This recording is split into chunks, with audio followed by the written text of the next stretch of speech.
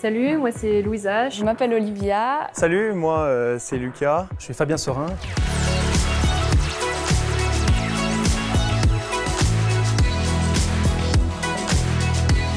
La section Sciences et Génie des matériaux fait partie de la faculté d'ingénierie à l'EPFL. La science des matériaux traite du lien qu'il y a entre la structure atomique et les propriétés macroscopiques.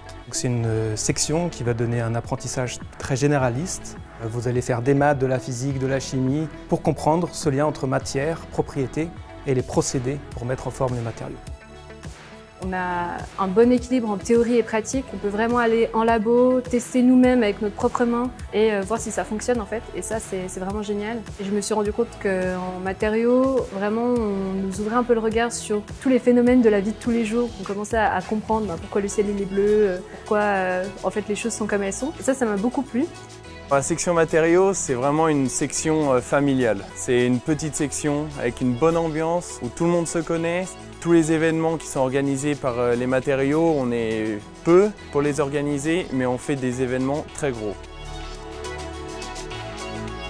Dès la deuxième année, les profs nous connaissent, ils ont appris nos prénoms pendant le semestre. Cette atmosphère, elle se ressent aussi en dehors de l'EPFL. Il y a énormément de soirées, on n'arrête pas de se croiser en ville, au lac. C'est vraiment quelque chose qui résonne et on se sent tous très partie d'une communauté. La science des matériaux et les technologies qui vont avec seront au cœur des révolutions technologiques qui vont venir dans les 10, 15, 20 années qui viennent. On attire beaucoup d'étudiants vers la recherche. Il y a beaucoup d'étudiants qui font des startups de plus en plus, santé, robotique, sport, énergie, durabilité. Et beaucoup vont dans l'ingénierie, la recherche, la R&D, dans des grands groupes qui sont nombreux dans le bassin alémanique.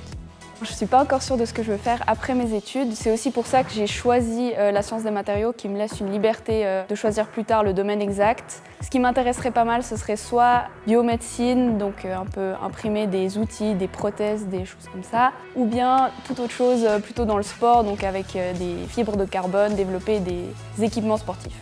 C'est une science qui n'est pas du tout aussi insolite qu'on pourrait le croire. Il y a peu de gens qui la connaissent, mais elle s'inscrit totalement dans la société et dans le monde dans lequel on vit. Si tu hésites et que tu ne sais pas trop ce que tu veux faire plus tard, tu sais qu'il y aura forcément des matériaux dans ce que tu veux faire plus tard. C'est sûr que tu ne peux pas tomber faux.